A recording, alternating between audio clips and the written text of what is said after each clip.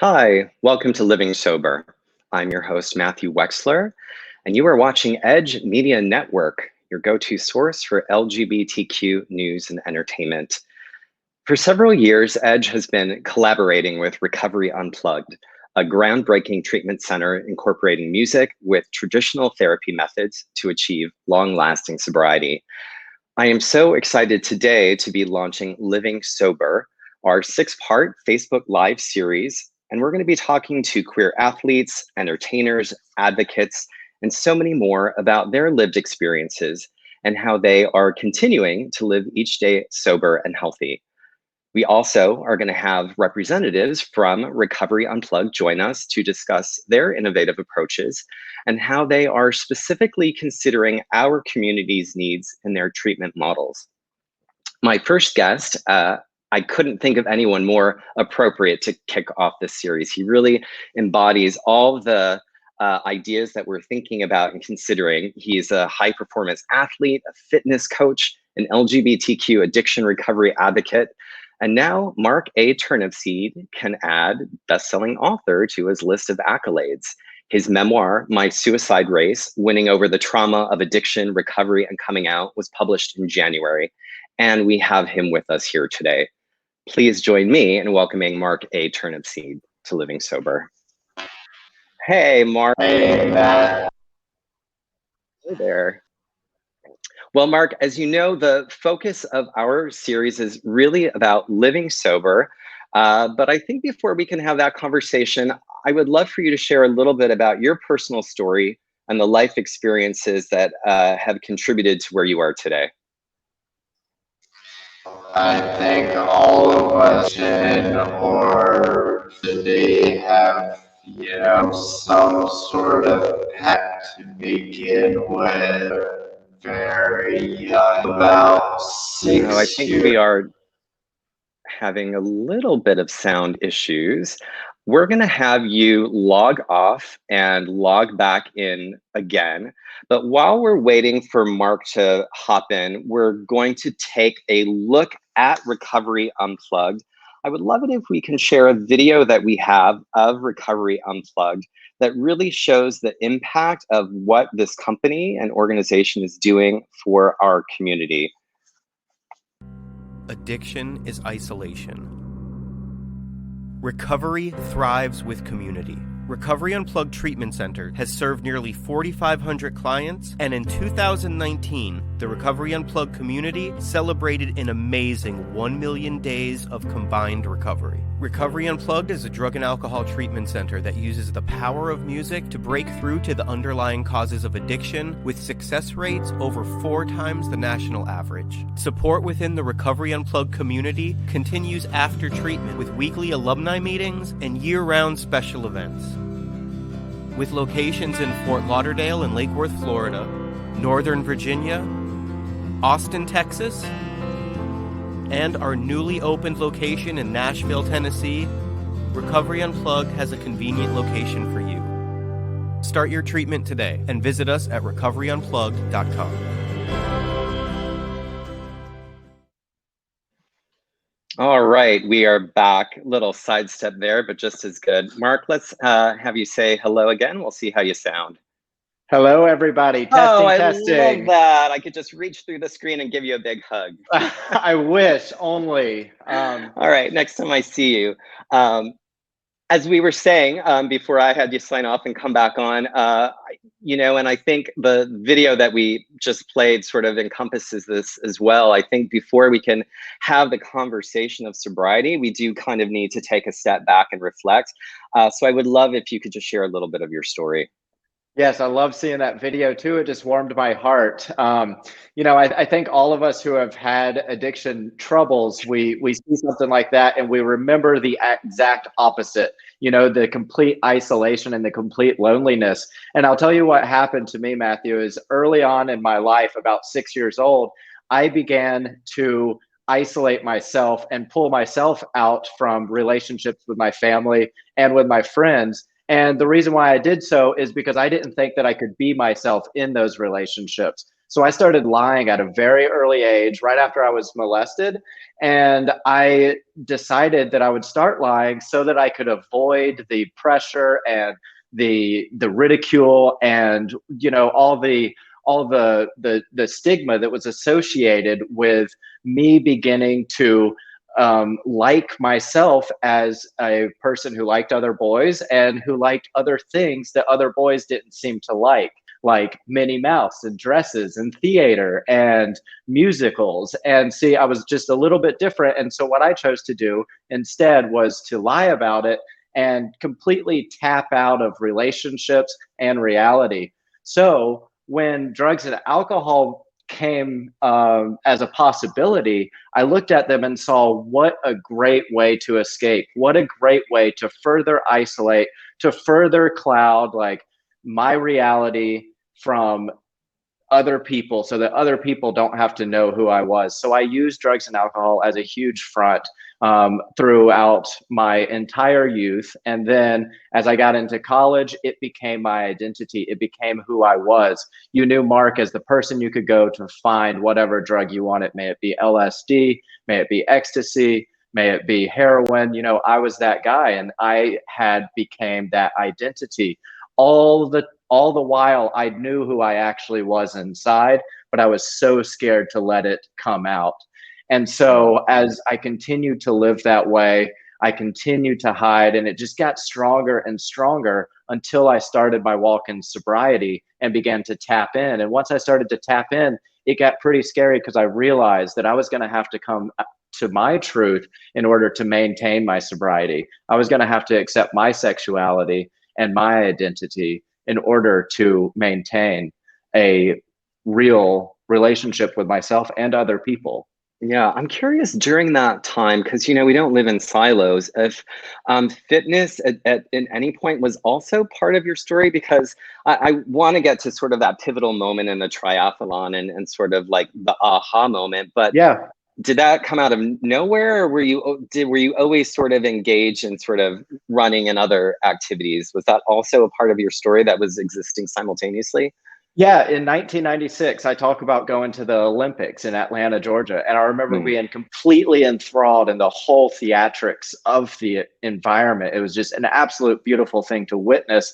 And then I realized during that time, if I became an athlete, then maybe that would be another way that I could project myself as like a hyper masculine, competitive person that would further like kind of lie about who I was, but it was helping me. So what I did was I threw myself into athletics, and for a couple of years it worked until I was introduced to drugs and alcohol. And so when I got introduced at about 13 years old, I just pretty much gave up playing sports. And so for the next, 15 years, I stopped. And then when I started trying recovery, when I started trying to get sober, I kept relapsing. And I think a big part of that was because I wasn't connecting both the mind, body, and spirit aspect. And so I decided to start training for a triathlon. And I didn't really know the gravity of what I was about to learn through triathlon, but it really helped me to connect the mind, body, and the spirit. And yes, I was able to tap into that old competitive person as well. And I think that helped me excel to be fairly successful in it. Right. We just showed that photo, the composite, which is so profound. And, of course, we asked your permission before we shared it. You had posted this to social media. I would love for you to walk us through these side-by-side images, what you see when you look at these two iterations of yourself.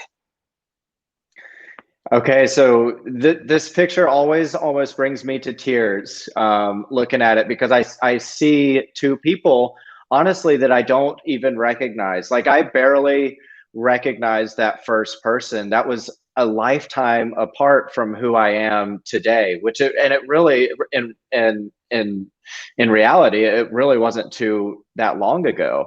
That person was so lost and just struggling to find any sort of smile that he could.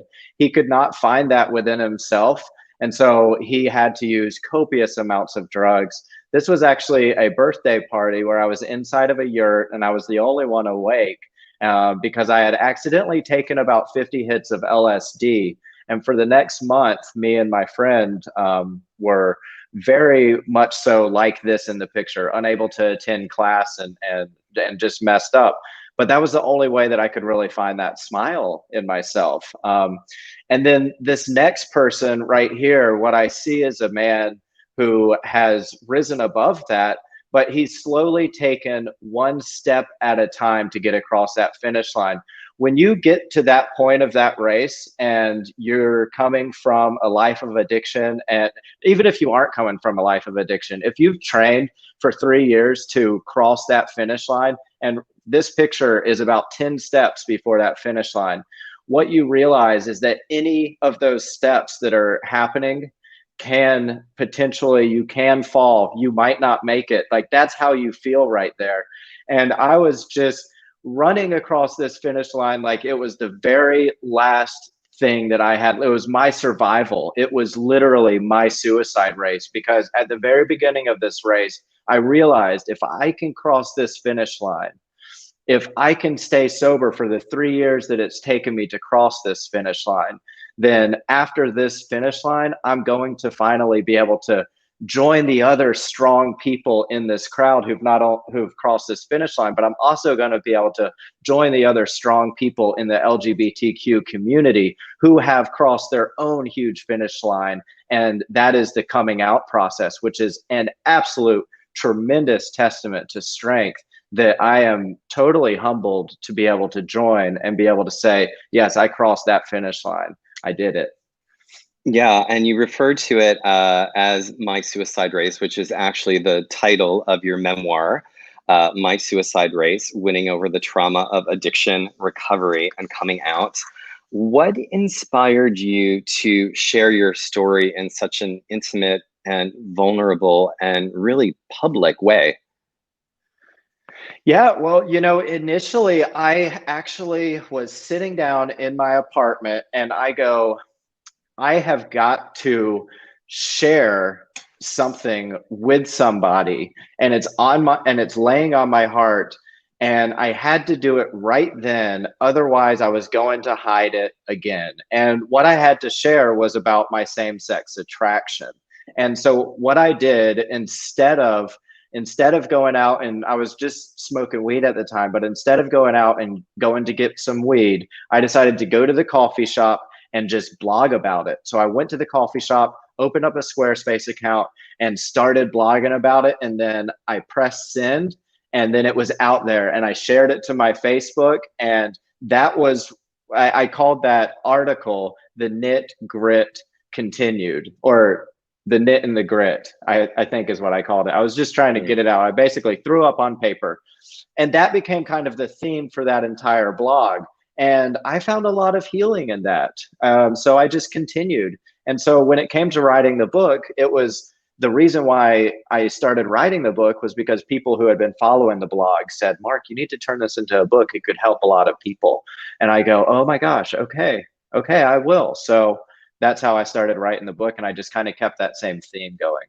Yeah, and I encourage people who are watching us today to check out your website. We have it running across the bottom here, markturnipseed.com, where they can find out more about your story and actually check out the book. I would love for you to stick around for a little bit. I'd love to bring you back at the end of the show after our next guest, and I have a couple more things I'd love to ask. Wonderful. Sure will do. Awesome. Thank you. Our next guest has 2 decades of addiction, healthcare, and leadership experience. And he's really been at the forefront of changing the treatment landscape.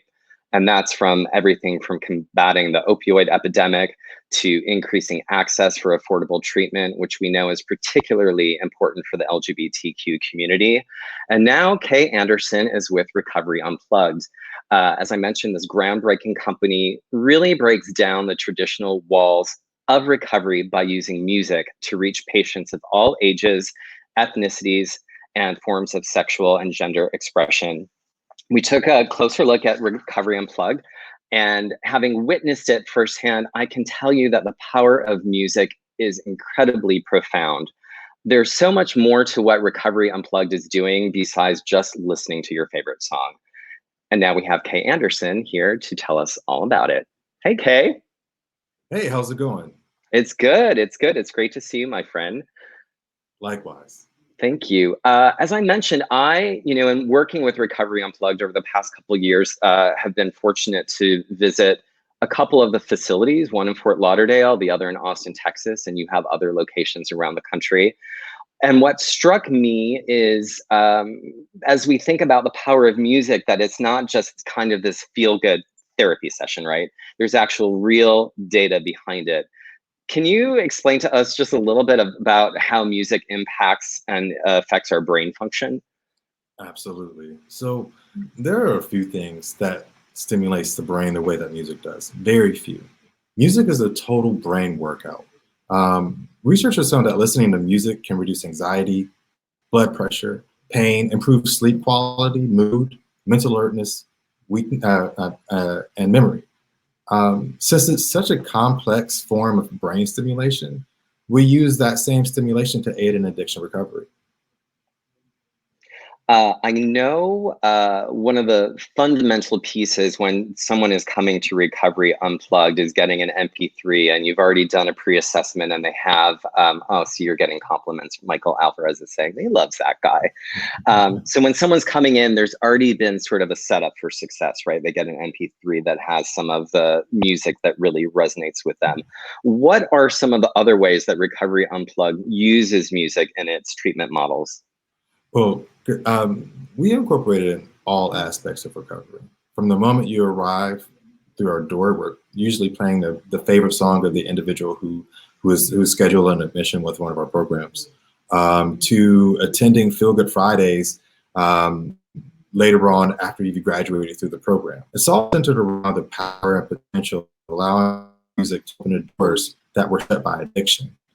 Music has a specific way of finding its niche during that time of your life. You know, you can listen to a song and associate it with a very specific emotion, a specific person, a specific smell, a specific memory that is so concise and real that song, that memory, that emotion, it's all right there. And the way that our brain works is it pulls it all together, and we just use that same engineered methods that our brains have already wired, or our brains are already wired to do. And we say, let's start pulling it apart. Let's start going through those things. Let's start talking about it. And let's start going back to the music that meant something to you. And what does this music mean to you? And how can we utilize this music in helping you overcome those demons? Yeah, are there some ways, I guess we're talking in some ways about sort of an acute, those really important first weeks and months when somebody has perhaps hit bottom and they're sort of rising up out of the depths of their addiction. But as we all know, recovery is a lifelong process, and each day brings new challenges. Are there some ways that we can use music to sort of facilitate our long-term recovery, or even for people that may not be in an inpatient setting but are dealing with some stressors or other things in their lives that might be agitators where music can be beneficial? Yeah, absolutely. So you can look at music from one of a few perspectives. One is that music is entertaining. Two is that music is a unifier. And three is that music is therapeutic. So when you start thinking about those three things, and you can either use them individually or all together, we use them all together. We say that it is the thing that unifies us, and we say that it is something that's therapeutic. And there are going to be times in our life when we're going to have depressions. Just because you're in recovery doesn't mean you're never going to be tempted again to use another drink or drug.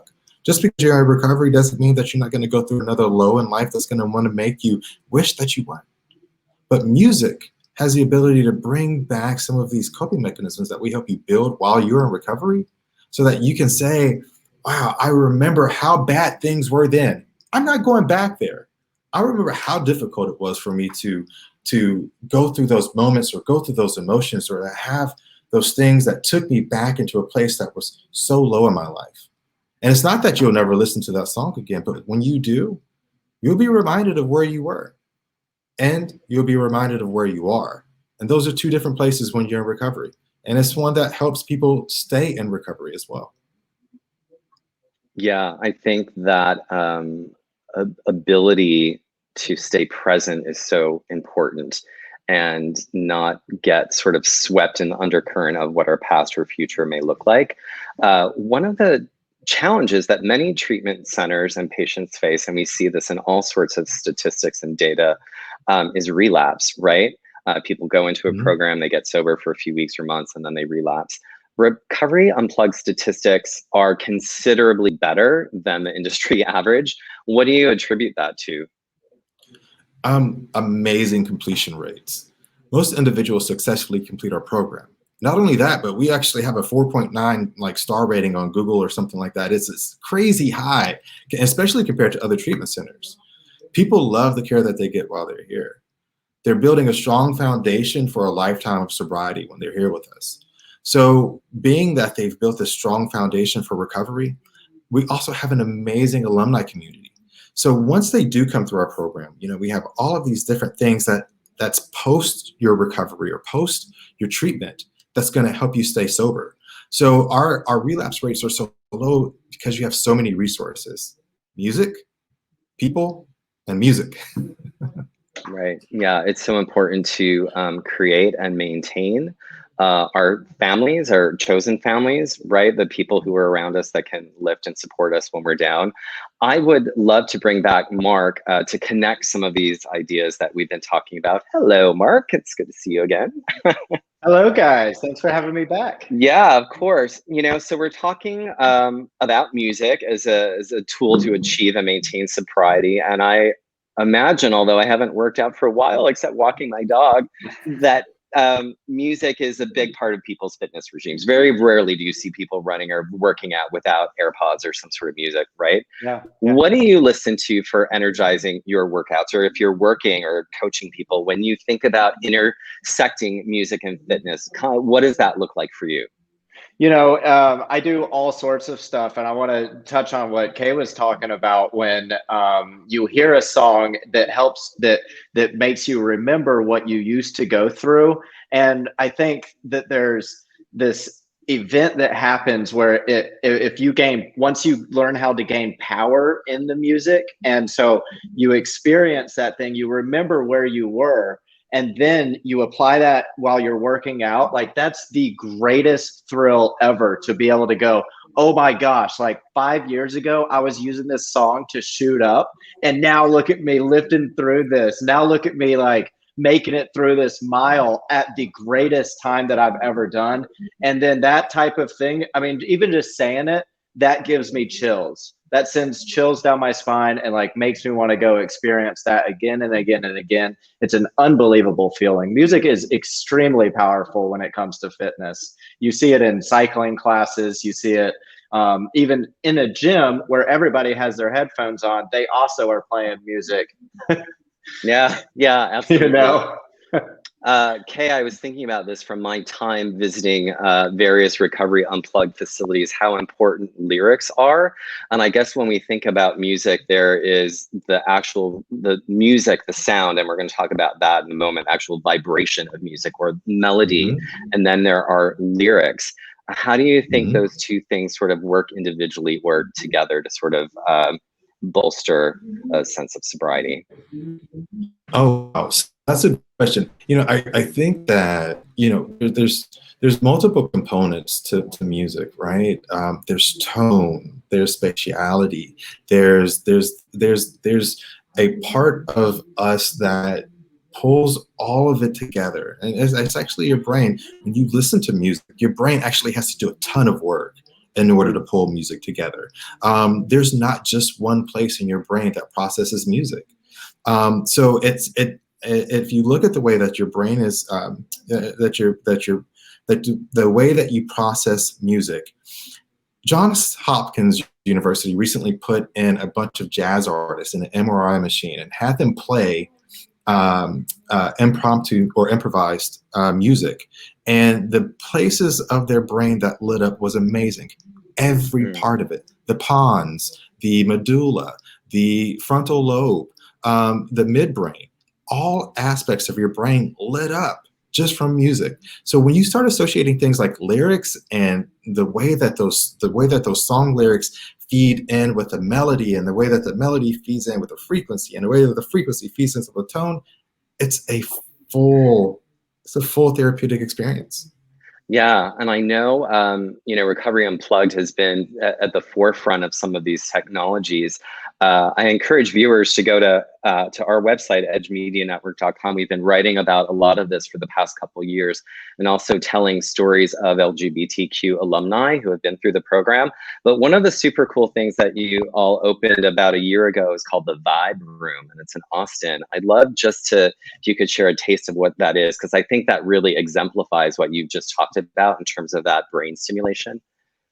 Oh, absolutely. So the Vibe Room is a room that's built on subwoofers and speakers and tweeters, and Look at there Mark's face. are He's lights like all completely around. It is amazing. It's a music, spatial, visual, and vibration therapy all in one. And so, I said earlier that, when we're improvising music, every bit of your brain lights up like a Christmas tree. But guess what happens when you listen to music and you feel music and you see music?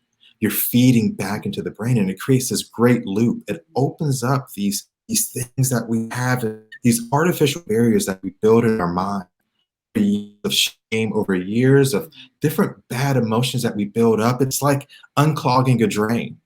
And when that frequency all comes together, it matches our goal of providing a full therapeutic experience when we most need it, when we're most vulnerable, and really when it's the best time to do it, when you've made the decision to change your life. And it's okay. Yeah, sometimes getting to that point can really be hard for people, when, especially I think coming out of the past year with the pandemic, and I think people are still struggling with so many emotions and trying to process what that's all looked like. Before I let you both go today, well, first of all, I want to thank you for your time, but I would love if you could each offer some parting words to anyone who's watching, who might be suffering or knows someone who might be struggling with addiction. Kay, what are your thoughts? I'd say that sometimes not sometimes, all the time, it's never going to be an easy decision. But I can tell you that all of the individuals who've made the decision to get sober, to change their life, have made the right decision. And if you're struggling about making that decision, just call and talk to someone, because you may not be ready to make that decision, but we're ready to listen. We're ready to listen to the things that you might want to talk about that's weighing in on your decision whether or not to go. And it's okay. It's okay to not be okay, but we're here. Yeah, well, thank you. Thank you for that. Mark, before I get your thoughts, I just want to share an image of what sobriety looks like for you, which is very handsome. You're modeling, in addition to many of the other irons that you have in the fire. And I mean, that's a great shot, of course, but what I see when I see that image is just an incredible clarity and focus in your eyes that comes with sobriety, right? So I would love to hear your thoughts of what kind of message that you'd love to share with people who are watching us today. Yeah, the way that I got there was first by reaching out for help. And like Kay said, I think that there are definitely, no matter how alone you feel, there are people out there who are willing to listen and who are longing to help you. And I didn't really realize that until I reached out. And then I realized, oh, wait, everybody does want. And then I think the second thing that picture really does show what worked for me was to really take apart my day and just do one little thing at a time. And that is, and take ownership of each of those little things. So that's the first thing that you do. Wake up, sling your legs out of bed, make that bed. I remember when I first started getting sober, all that I could do was make my bed and then lay back in my made bed and fall back to sleep. But that's enough, because that one little habit, it started to compound interest. And so I started to get up and make my bed. Then I started to do yoga. Then I added on the yoga. And then I started, adding relationships and work. And I started doing so many things to take care of myself that next thing I knew, I was crossing a finish line and then helping other people to do the same. And that's also, the only way that you can go about conquering something like writing a book too. It's one word at a time. Write one word, write one sentence at a time. After a year, you know, you're going to have tons of words and tons of sentences to add together. So just stay focused on that moment, on what you have in front of you, and you can do this today. Thank you. Thank you both for joining us. I appreciate your insights. It's so encouraging and insightful to think about the potential that we're all carrying with us, right? So thank you for joining us. And I would love to encourage viewers to join us in June for our next episode of Living Sober. You can visit edgemedianetwork.com, our Facebook page, for details, which will be announced soon. And until then, and I think I say this on behalf of Kay and Mark, we encourage you to live full, live happy, and live sober. Thank you.